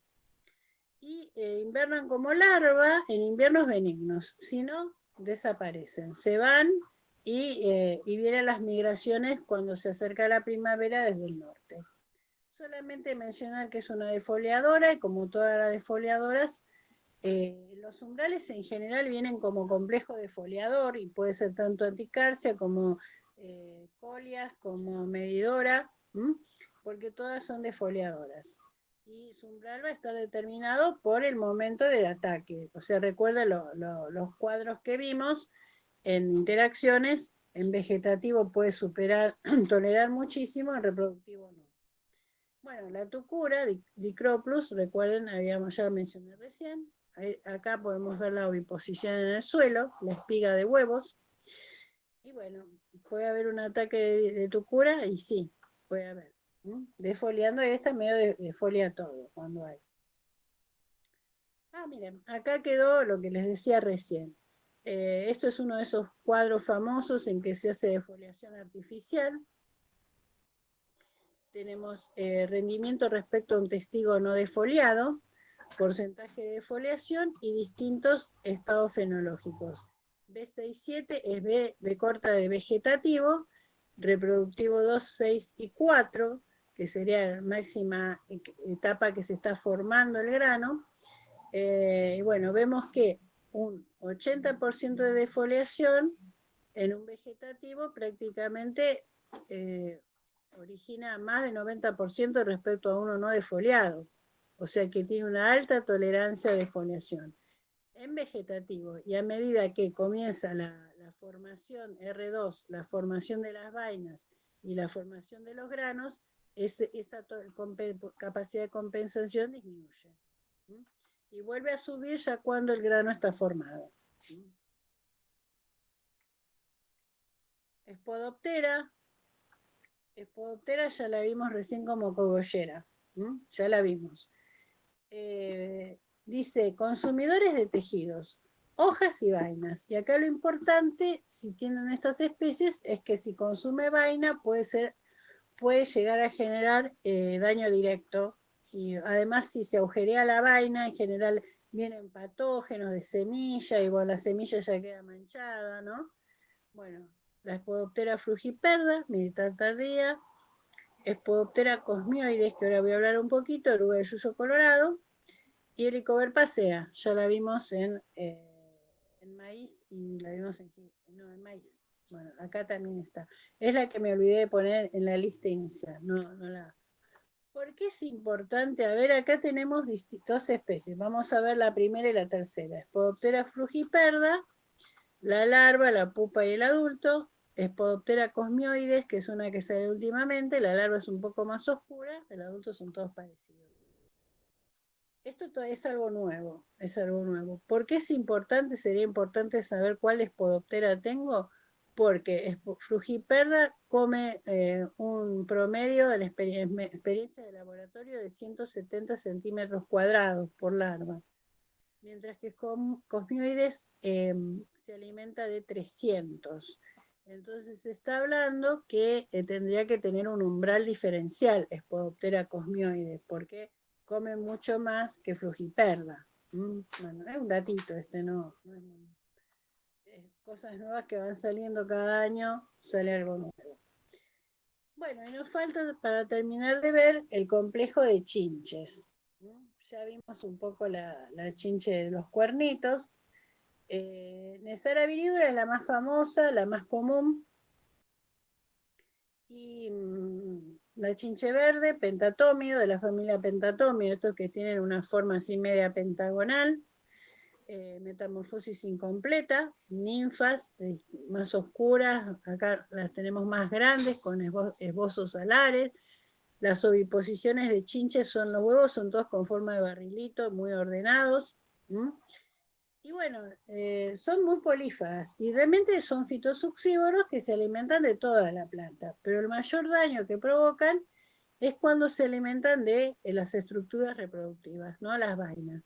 Puede originar granos chuzos, que son estos que están a la izquierda, o sea, cuando se alimentan de estos granos que se están llenando, crecen arrugados, ¿no? Y bueno, y eso además de la merma de peso, hay una disminución de la calidad en función del porcentaje de grano chuzo que yo tenga, o sea, hay un daño directo. O puede ser que si justo picó la vaina en el lugar donde se está formando la semilla, que esa semilla directamente no crezca. Y así nos produce la reducción de rendimiento. Acá tenemos vainas vanas, o sea, ustedes sabrán que la soja primero genera la vaina, o sea, la vaina sin la semilla dentro. Y una vez que la semilla sí se produce el inicio del desarrollo de la semilla, va a crecer o no. Entonces podemos encontrarnos con vainas que en realidad las vemos lindas y resulta que están vacías. Estas son las que denominamos vainas vanas, o sea que no tienen nada dentro. Y eso va a depender del momento de ataque de la chinche. Si es un ataque en reproductivo temprano, cuando está cuajándose la semilla, y ahí puede originar vainas vanas. Si ataca un poquito más tarde, puede originar vainas, granos chuzos.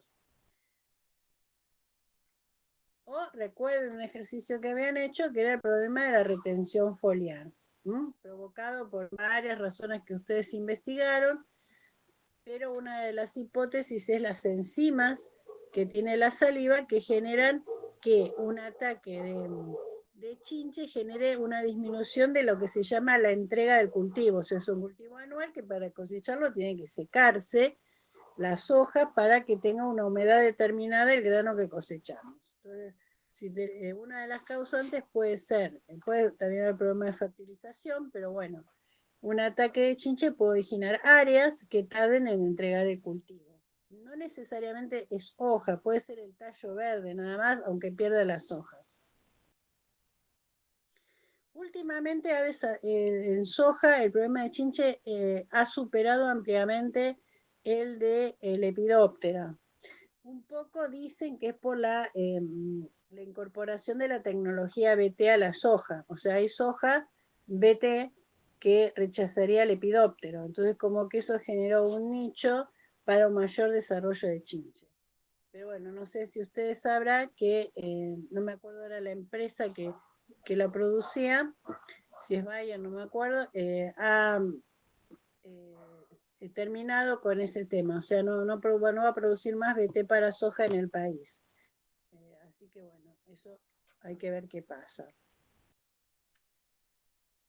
También en chinche hablamos de un complejo de chinches, porque uno cuando va a hacer un monitoreo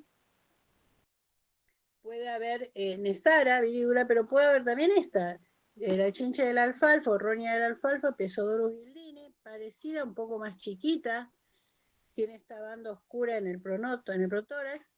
Los huevos son de este tipo, o sea, son 2 líneas de huevos oscuros. Acá hay un montón de oviposturas. Y bueno, también hacen lo mismo que chinche verde. Es un poco más dañina que chinche verde, tiene una saliva más fuerte.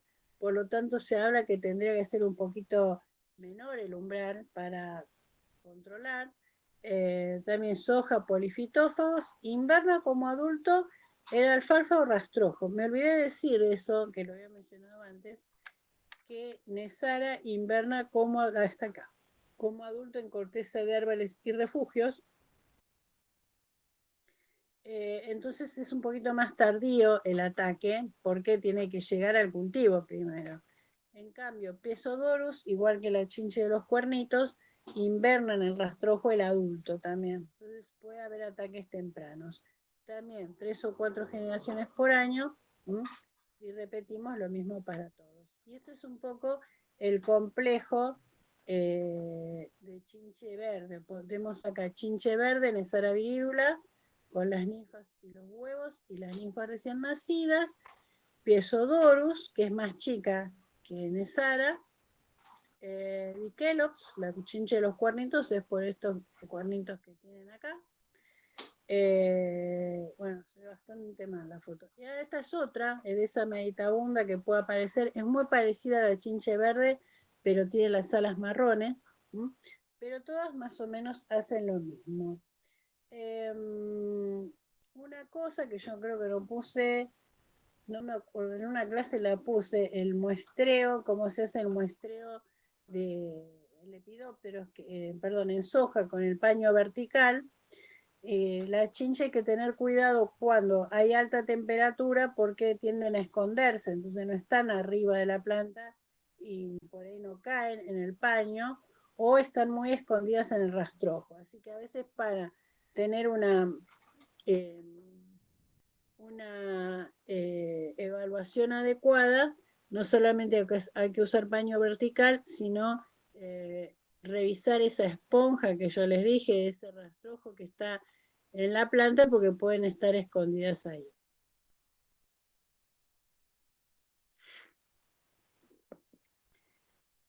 Bueno, y para terminar con la clase de hoy, muy poquitas diapositivas para hablar un poquito de sorgo, que es más o menos lo mismo, o sea, tiene algunas cositas diferentes, dos cosas diferentes nomás. Lo mismo se repite para todo. Lo que tenemos de diferencia es también un cultivo de verano que vamos a sembrar en primavera, que tiene un periodo vegetativo, y por ahí la gran diferencia con respecto a maíz es que las estructuras florales están todas femeninas y masculinas en la panoja. En maíz la teníamos solo la masculina en la panoja. Acá está todo ahí. Y el grano obviamente se va a formar en la panoja. Pero respecto a eso tenemos lo mismo. Otra curiosidad, bueno, es un cultivo que ahora no está tan expandido, pero tenemos el mismo problema, podemos tener el mismo problema de gusano de suelo y cortadora. Una aclaración, hay un sorgo para grano y un sorgo forrajero. Acá estamos hablando del sorgo para grano. O sea, tenemos también los problemas de gusanos de suelo. También tenemos Spodoptera como defoliadora. Y también tenemos barrenador del tallo, Diatraea sacaralis, más o menos en los mismos periodos del maíz. Pero lo nuevo que tenemos son dos cosas. El caso de pulgones, que en los cultivos anteriores podemos encontrar algo, pero nunca llegar a la categoría de plaga, pero acá sí, hay otro que hay ahora que este año, no me acuerdo el nombre, no lo puse, pero este año surgió otro, o sea que el sorgo debe tener algo que los pulgones corresponden a un problema. Y un caso muy particular de plaga, que es la mosquita del sorgo, que es un díptero. Entonces vemos, dentro de los fitosuxívoros van a atacar, bueno, todo lo que sea traslocación, si la planta es muy chiquita puede matarla porque tiene salivas muy tóxicas. Si ya Fijraminum, el pulgón verde de los cereales, lo vamos a ver con más detalle en la clase que viene en trigo, porque ataca todo tipo de gramíneas. Es un hemíptero afidoideo, afídido en particular.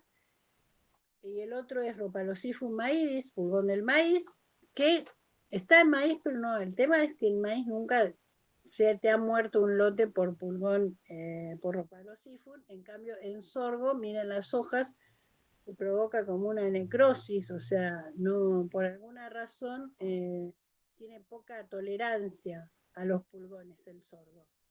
¿Y qué recordar de los pulgones? Recordar que tienen todo lo raro, la partenogénesis, que forman colonias de hembras con hembras, que son vivíparos, que pueden tener generaciones alternantes, algunos con adultos alados que provocan la dispersión de la especie. Y vamos al tema de mosquita del sorgo, que es lo más particular que tiene el sorgo. Tenemos un díptero, una mosquita, del suborden Nematoceros. ¿Por qué lo aclaré? Porque uno cuando piensa díptero se imagina la mosca común o la mosca de la fruta. Y eso es otro suborden, braquíceros.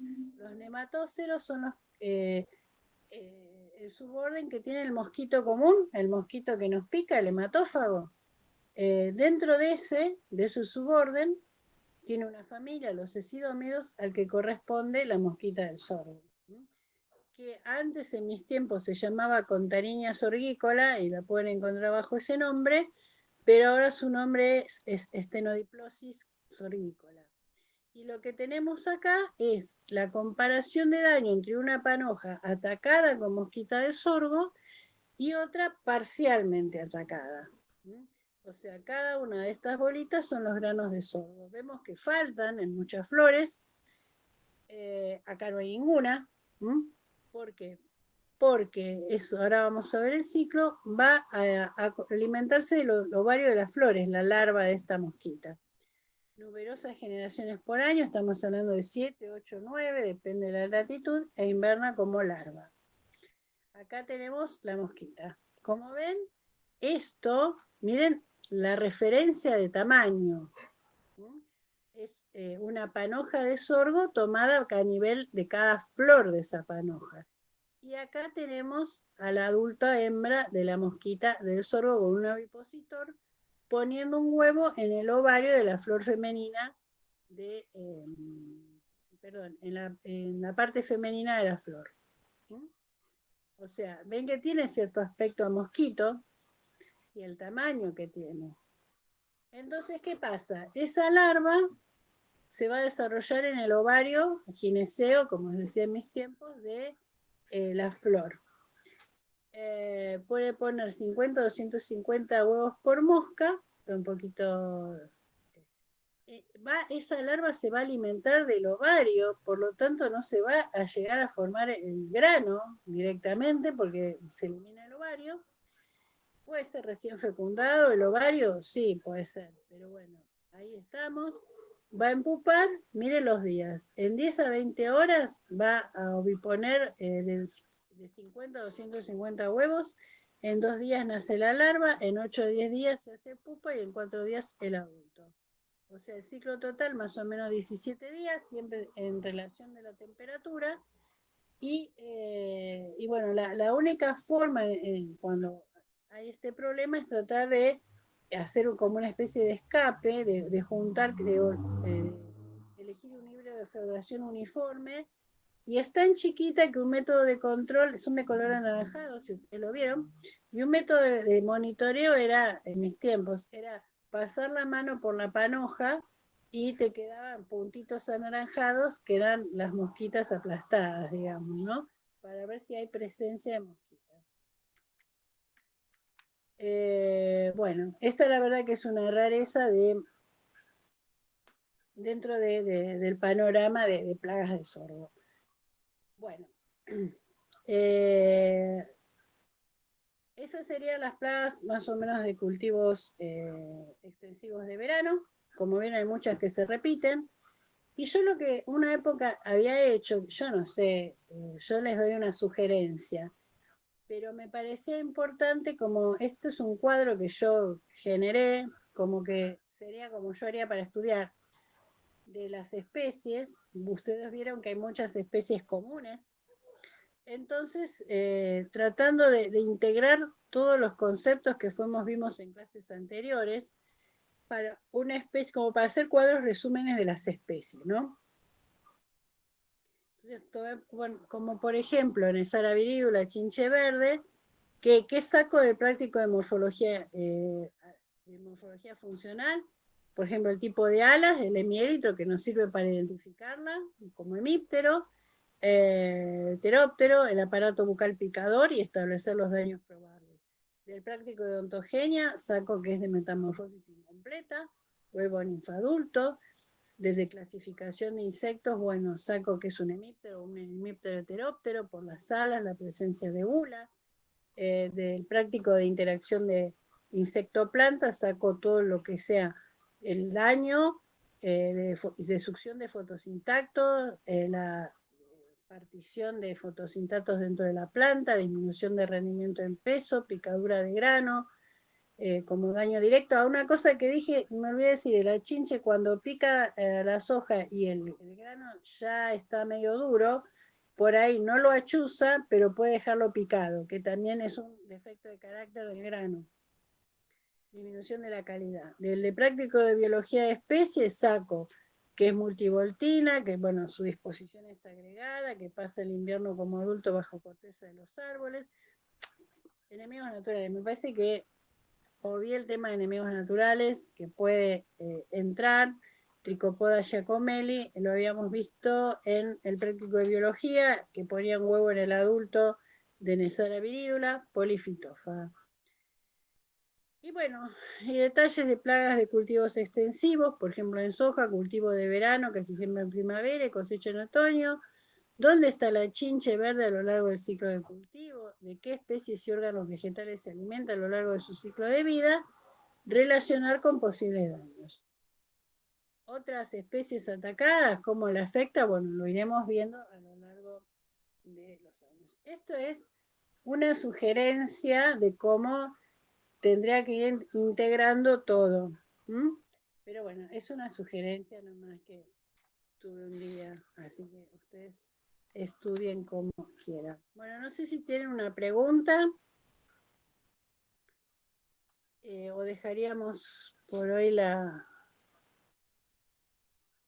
clase. No, por mi parte no, fue muy claro. Bueno, nada, nomás que uy, se me fueron varios. Que simplemente que no se asusten, yo sé que son muchos nombres, por eso traté de darles las pautas como para integrar cosas, ver que hay cosas que se repiten, ¿no? O sea, por ahí tratar de estudiar lo que es común a todo y después los casos especiales y siempre tratar de relacionarlo, lo que dije al principio, tratar de entender el fenómeno de plaga como una interacción entre el ciclo de la plaga y la fenología y los momentos críticos dentro de la fenología del cultivo.